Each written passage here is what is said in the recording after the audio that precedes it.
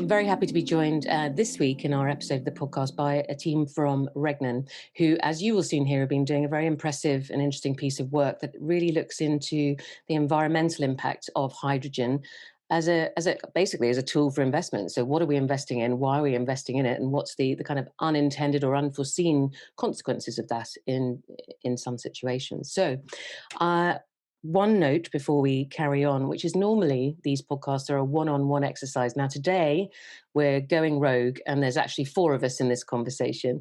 So I hope you enjoy it. Slightly different and certainly a very interesting theme given the context of our podcast. So what I'm going to do, first of all, is I'm going to start with Maxime, as you were my entry point into this group. Perhaps you could introduce yourself and just give a little bit of context to your work at Regnan. And then from there, we'll go to Osh and then on to Abby. And then we can kick off with the core content after that. Thank you, Alex. Thank you for welcoming us on your podcast.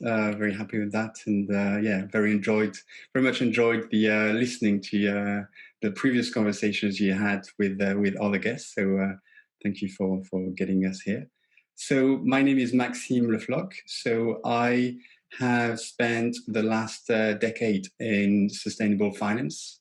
I've been a research analyst in different organizations, so focusing on how companies can play a role in the sustainable economy, and as investors, how to identify those companies, how to analyze them and invest in them. And in Regnan, I am part of the investment team managing a global equity strategy, the Regnan Global Equity Impact Solutions strategy, and we invest in companies across the globe that have environmental and social impact solutions. So it's themes ranging from renewable energy to recycling, health, education, etc. That's great, thank you. And Osh? Thanks, Alex. So I'm Osh. My full name's Oshadi, and it's just easier to say Osh. So I'm a senior analyst at Regnan, and my academic background is actually quite varied. It's got engineering, finance, and a little bit of arts in there as well. And I've been in, if you want, the investment management industry for about 6 or 7 years, and with Regnan for just over five years now. And as an analyst at Regnan, we mainly do analysis of companies and also thematic research quite recently, and also conduct engagement with the companies that either Pendle or Regnan invests in, or with our clients as well. Yes, so Abby here. I have been at Regnan for about 3 years, and like Gosh, I'm also an ESG analyst. I actually come from an arts background. I did an interdisciplinary degree in development studies, a master's degree, and went straight into working for Regnan, and traditionally have, similar to Osh, done stock level analysis, and now moving more into the thematic research. Great. Okay, so just as kind of a reminder that the context for this whole conversation is hydrogen, which we've talked about in other ways on this podcast before. We had just back in late 2020 a podcast with the project director of H21, which is one of the early stage hydrogen projects in the UK.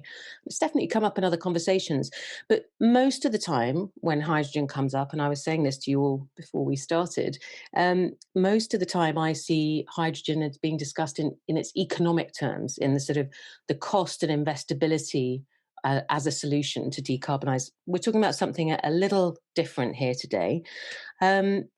So before we kick off into the work that you've done, perhaps Maxine, could you just give a little bit of a sense of, obviously we know that Regnan is an impact investor, that's the right phrase to use, but what is the research and investing approach? Could you start us off there, and then we'll have a look at the role of hydrogen in the kind of a sustainable economy and in decarbonisation, and move into your research from there.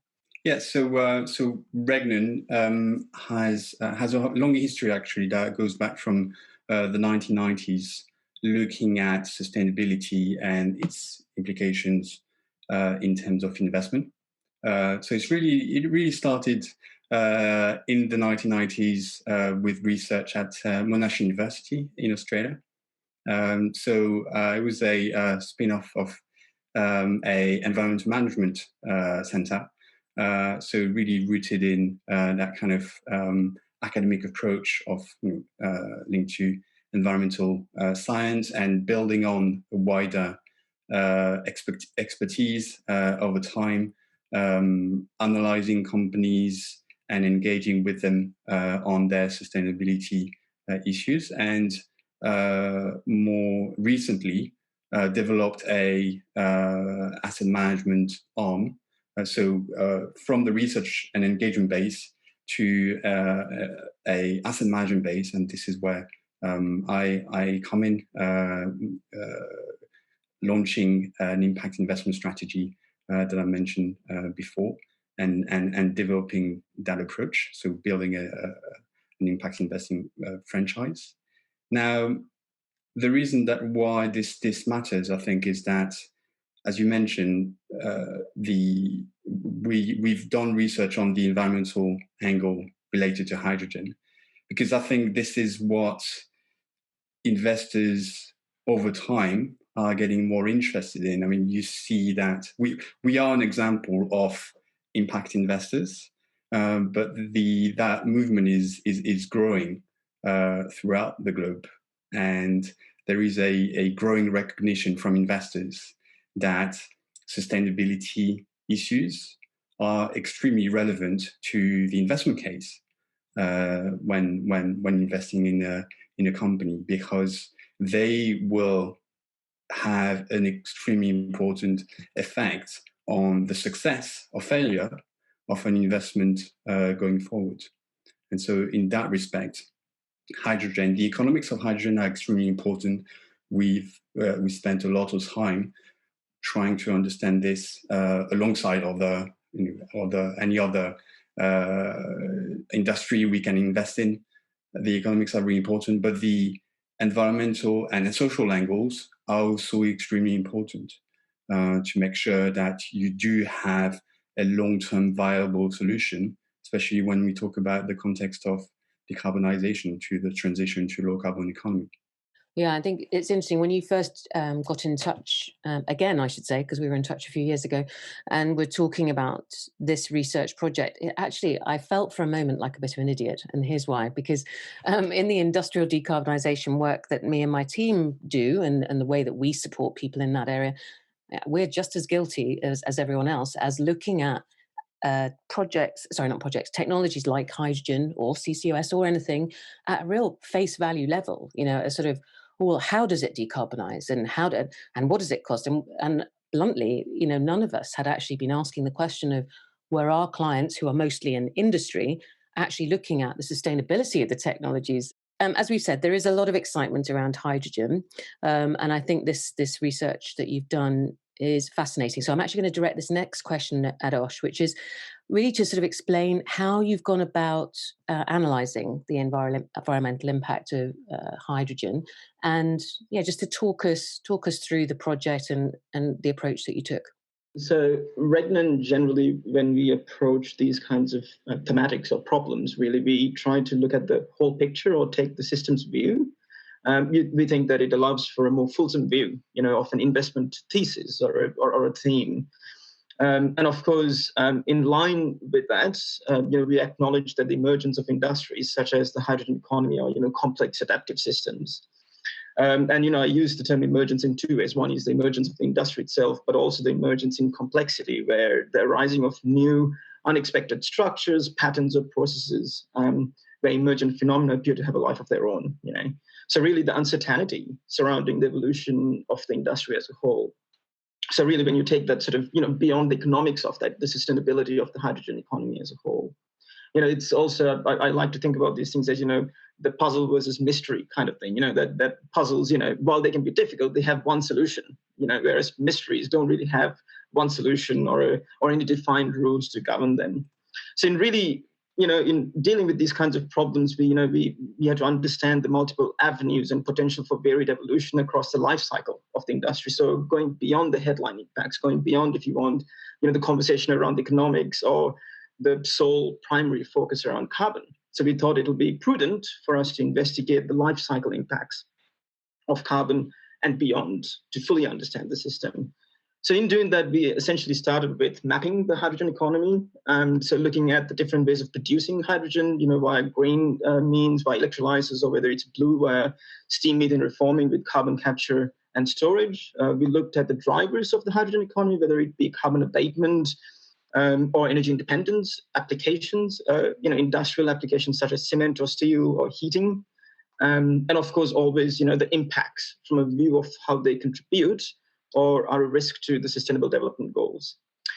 So once we finished the mapping, which was a long exercise, we we realized that we should first establish actually if the hydrogen production itself is sustainable.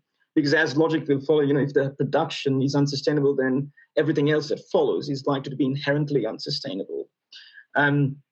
So our ultimate aim is to, better understand how the industry may evolve into the future. Given that the driving force behind hydrogen is its green credentials, we wanted to answer which technology has the most promise to deliver on these green expectations, and whether the pursuit of hydrogen would lead to fresh, new environmental problems. And given the cost convergence that is expected, will environmental factors be key in determining the winners or the losers? So it's this sort of more fulsome understanding of how the hydrogen economy may evolve into the future. And were there any kind of, we are going to talk a little bit more about the specific impacts that you've identified, but were there any particular surprises? So I think, again, given the sort of sole or if you're primary, focus on carbon, I was surprised to see water actually being a key potential issue, right?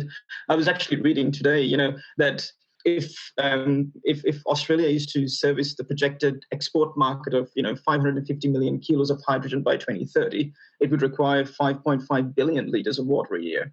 And if they were to further decarbonize domestic industries with hydrogen, it would require a further 99 billion liters of water. Apparently, it's equivalent to adding 1.7 million people to the population of Australia. It of course compares as quite little compared to agricultural water requirements, which is 1.1 trillion. But we have to understand here in Australia and also in other parts of the world, water is already a stretched resource, right? So the addition of this would bring quite a lot of burden to already stretched water resources. I think that was one of the surprising things that we found out of the research. Yeah, something maybe to add that was surprising was actually the reason why we ended up doing this research was because we couldn't find it. And there has been people doing some really interesting work, and we've talked to some researchers at universities about it, but even them are saying that for themselves, it's been difficult to conduct their own research because it's difficult to find the information. Companies are not sharing a lot of data, not publishing a lot. And so for a topic that you would assume would be critical for proving the case for a whole industry and people call the hydrogen economy. It could be very big. Now it's all resting on hydrogen as being a clean alternative. So the case has to be proven, and it was surprising not to see more research, more evidence, more really strong cases from the environmental perspective. Yeah, even from the kind of research that we do, which is obviously much less quantitative than your approach. I think there's a massive gap actually in what's available between the super technical, which is for me impenetrable because I do not have that background, and then kind of very top level, I suppose, commercial information about hydrogen. Not much in between that at all. So yeah, interesting. So I'll come back to Osh and just, you mentioned water. What else came up then? So the other kind of environmental impacts that we should be mindful about. What else came up during that report process? Yes, so we also wanted to, it was carbon and beyond. It was not just beyond carbon, right? So we also first wanted to affirm that the carbon case stacked up when it came to hydrogen, because again, remember, we were looking at the life cycle analysis. So it's, from from the whole sort of raw input to disposal of. And we did manage to affirm that it can operate with close to zero direct and very low life cycle emissions, are theoretically achievable with the technologies that we looked at. So the technologies that we looked at was alkaline electrolysis, PEM or polymer electrolyte membrane, and steam methane reforming with carbon capture and storage. So these were the ones that we thought held promise currently, but of course there are a few others that we continue to monitor, things like solid oxide and autothermal reforming. And so we also, in looking at the climate credentials, we focused on the energy efficiency as the key metric of environmental impact, which removed, the influence of electricity grid assumptions. Given that these actually vary from market to market and also obviously expected to evolve over time. And on that basis, we found that alkaline systems, while currently are modestly more energy efficient, in the future, PEM is expected or projected, to have more, greater potential for improvement. So the learning curves are steeper. And of course, we also looked at, given that the green electrolyzers will of course have renewable energy as the electricity source. And we also actually went down and tried to understand which type of renewable energy would be most climate efficient, and found that we found a meta review of 153 odd life cycle studies which showed that wind energy would outperform photovoltaic or solar energy on that front as well. And, there is also, going more back into this sort of renewable story, coupling electrolyzers with renewable energy can help manage, the output peaks and avoid curtailment. Also, in doing that, supporting the growth in renewables and also improving the economics of hydrogen production, right? And in that case, we found that PEM is better suited to supporting intermittent renewable energy, owing really to its greater flexibility in starting up and down and ramping up and down. And that sort of coupling arrangement, can help the economics of PEM, where hydrogen is really produced when excess renewable energy is available at low prices and can, even result in network cost savings payments for helping stabilize the grids. So for our purposes, really, we're interested to seeing, how companies respond to the challenge of really driving climate benefits or meaningful climate benefits as the industry evolves, and how they navigate the challenges of, all these things of coupling and getting sufficient scale and research and development into the future. You sort of talked about those different factors, the different technologies that you've looked into, but tell me a bit about the barriers to those technologies. Obviously, you looked at what they can do, you looked at how they operate and the kind of sustainability of that process. What are the barriers that you saw for them?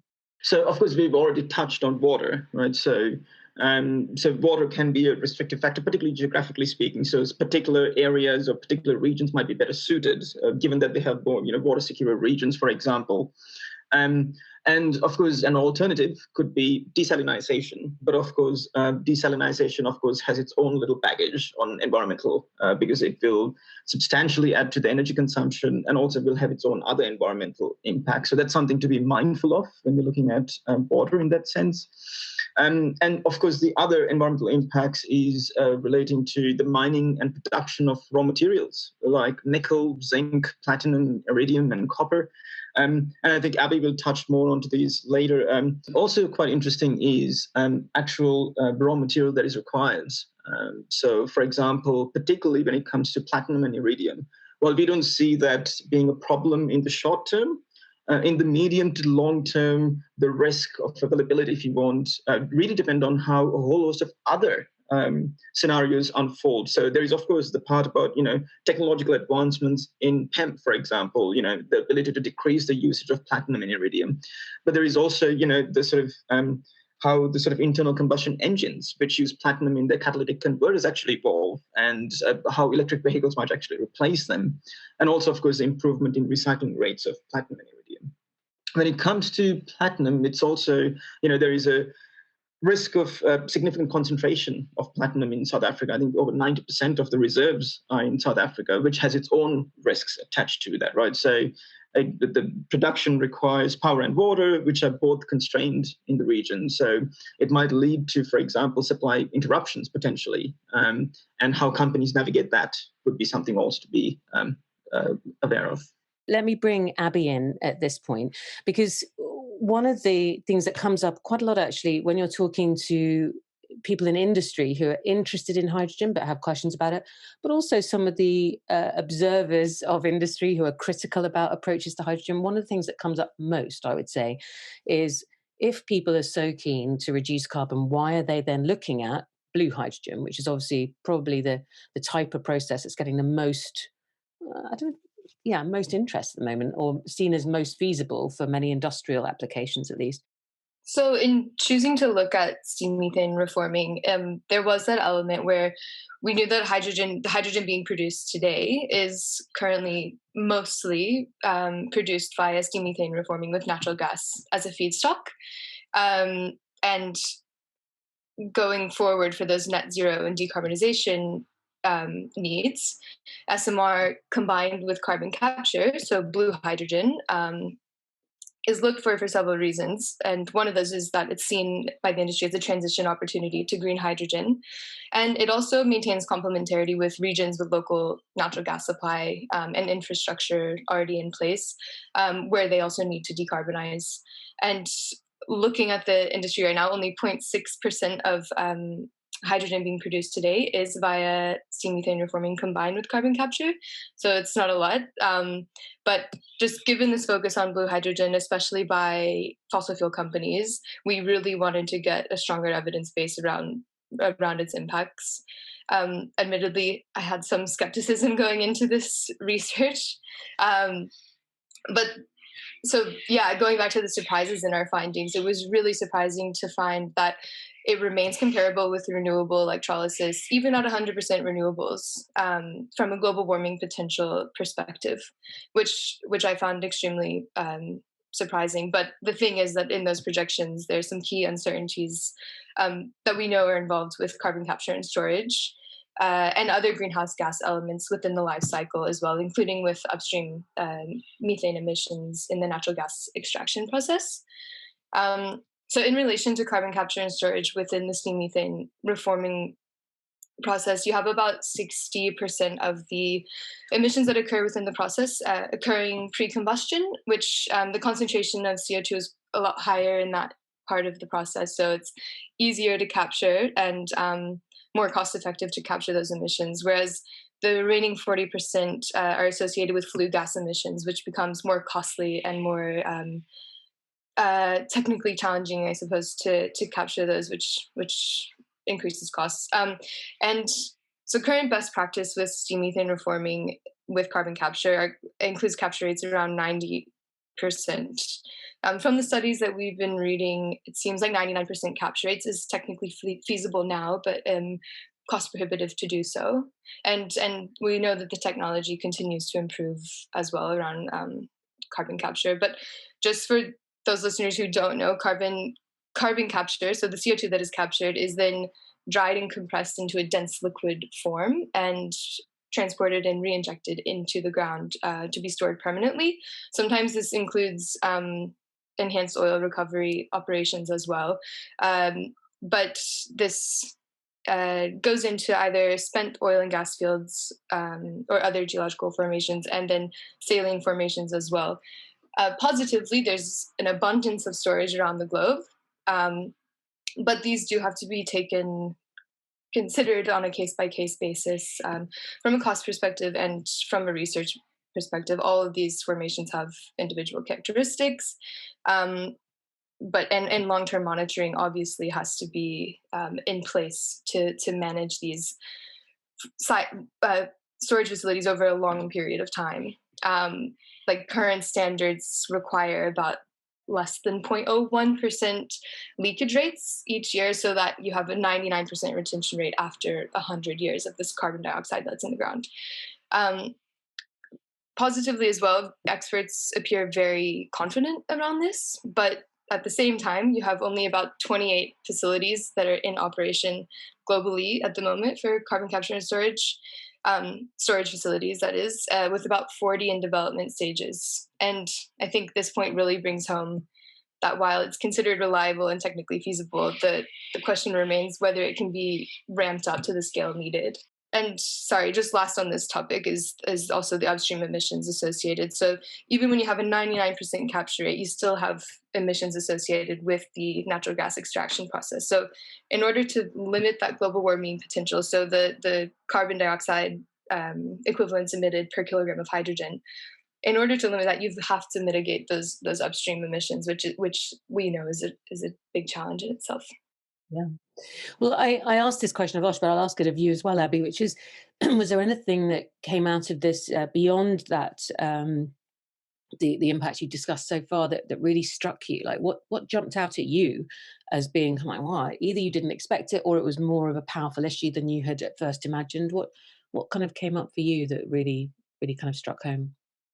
So going back to that water element of things, just quickly, it was super surprising that steam methane reforming. So in the studies that we happened to look at, they stated that per kilogram of hydrogen, what the water needed is double that of electrolysis, which we found extremely surprising. Granted, some of that, so say it's about 20 liters of water per kilogram of hydrogen versus 9 to 10 for electrolysis. Of that, about 7 is for cooling, so that can be lower quality water, seawater, which can be recycled, but that still leaves around 13 liters per kilogram of hydrogen, which has to be high quality demineralized water. So yes, that just reiterates that point that Osh was talking about earlier, the importance of water and the considerations of the impacts of desalination if that has to be used. The other things, so in looking at the environmental impacts, yeah, I took some cues from the life cycle analyses that we were looking at, and they often talked about human toxicity and acidification. And so I dug a bit deeper into some of the causes of this, and we got back to the mining question and some of the raw materials that are mined for these things. So for steam methane forming in alkaline, you have nickel inputs. You also have copper and zinc for steam methane reforming. And all of these, so a large portion of nickel in the world, plus copper and zinc, are all sulfidic ores. And that means that when they're smelted, there is a large amount of sulfur dioxide, which is emitted. Sulfur dioxide is a pollutant which has implications for human health, including asthma, lung cancer, risk of stroke, increased risk of heart disease. And it also has implications for the environment, including terrestrial and aquatic acidification via runoff and acid rain, including some other second-degree pollutants as well associated with sulfur dioxide. The good news is that sulfur dioxide emissions in the smelting process is manageable. However, it does warrant further attention, given smelting continues to contribute to about 17.5% of global anthropogenic SO2 emissions. Stakeholder scrutiny is really increasing to make miners more responsible, more accountable.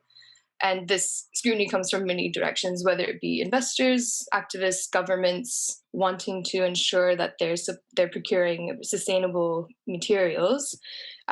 This can be difficult to do on the spot market when there's not a global standard for emissions. But you see in the electric vehicle battery market that some companies are procuring directly with miners who they know to be responsible. So establishing contracts direct with the miner is one option, but also looking for companies that are associated with associations that have high standards. We hear all the time, the last couple of decades in general, I feel like there has been so much discussion in all sorts of industries, whether it's retail or hardcore industrials or elsewhere, about know your supply chain and be accountable for your supply chain. And that's really what I'm hearing from what you're saying, is that, yes, there is an enormous push at the moment and a growing momentum around decarbonisation in a number of fields. But what your work and this report really pokes us with is the fact that that doesn't mean that you just get to make your decision quickly without looking at the kind of fallout from it. So obviously one of the first decisions people will be making around hydrogen and any technology or situation based around the hydrogen economy is it viable and economical. But the secondary implication has to be, and am I unwittingly causing some other knock-on environmental effect by just chasing after this shiny kind of new and exciting opportunity? So that's what I'm hearing from what you're saying, is that like any other procurement, infrastructure or technology decision, it's what are the unforeseen consequences of that decision that we need to just more fully understand. The important thing, stepping back a bit from this, is to think that, I mean, at the end of the day, it's all also a relative game between different technologies, between different decarbonization options. And so there are parts of the economy that are very hard to decarbonize, where hydrogen could be like the most important or most feasible option. But in most of the sectors, actually, there's a range of different options.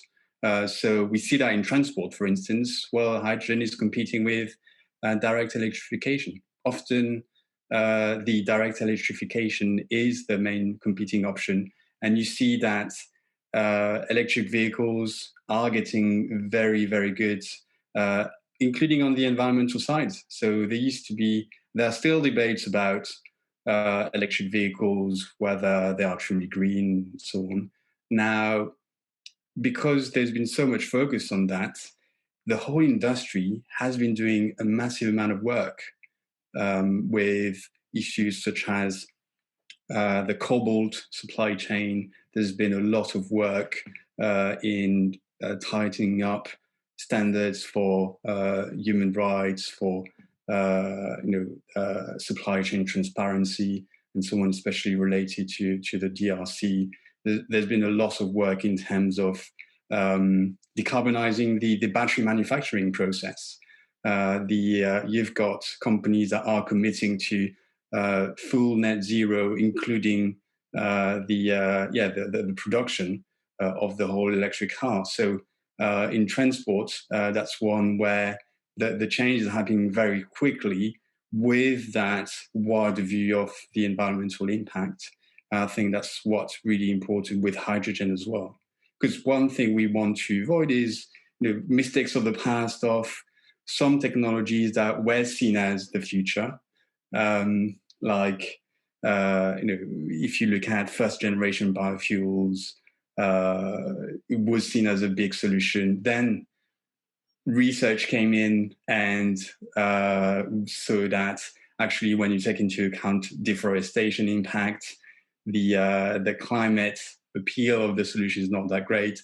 Similar with things like natural gas, and especially LNG, heralded as a big transition option. And again, a lot of research coming in saying that actually there's the fugitive emission side of thing that puts the gas quite a different place when you take that into account. So that's why I think this focus on the whole environmental impact of hydrogen is really important, because there are lots of things that can be fixed. We've looked at the kind of environmental impact of this technology. It is still one that I think of all of the decarbonisation technologies, all of them get some level of pushback discussion. People get enraged. People are big fans. That's the case with all of them. Hydrogen definitely gets a lot of excitement and as much criticism. One of the other criticisms is whether it's even going to be ready at scale in a time frame that actually has a meaningful impact on, let alone net zero targets, but on the kind of 1.5 or 2 degree target that we should all be kind of, that's the number, those are the numbers to really focus on, right? So what's your sense at the end of this kind of research phase about whether the sort of pace of development of different hydrogen technologies even allows it or ensures that it has a place in energy transition? What's your kind of your view on that as a group? We are seeing definitely an acceleration within hydrogen and within hard to decarbonize sectors. I think there is an increasing realization that actually like transport, and especially light duty transport, is kind of getting sorted. the electricity grid is getting sorted. The technology is at a point of it is at a tipping point where there is we're getting to the mass adoption kind of phase, but it's not there yet for hard to decarbonize sectors, which is pushing, creating more pressure for them, because as the other sectors are getting smaller in terms of carbon emissions, the hard to decarbonize sector are standing out a bit more. And so hence why there's been so much focus. There's obviously the stimulus packages that are including hydrogen, which so far was a big pushback on hydrogen. The infrastructure, in particular, infrastructure needs that required massive amounts of investments. Now, when we look at the project, so we talked about carbon capture and storage. It's one piece of the equation for hydrogen. That bit is still very small. The projects are not that many. And we've seen some issues on some projects as well. I was seeing recently a project in the US where actually the development is not necessarily that easy, even though it's building on some of the skill sets that we know about, in terms of drilling and understanding reservoirs and so on. But if you look, for instance, at the research from the International Energy Agency, when they looked at all the different elements of low carbon hydrogen, out of 32 technology blocks, from electrolyzers to pipelines to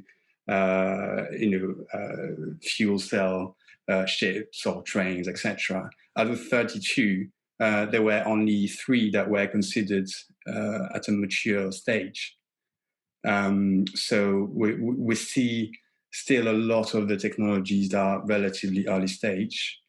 And the other thing is, again, thinking about the kind of relative gain, there is, back to the economics, there's the learning rate is really important. So the pace at which you reduce the cost of the technology. It's been extremely impressive for solar, for batteries, for wind. Now, for some of the technologies in hydrogen, it's getting a lot better, but I think we need to see an acceleration.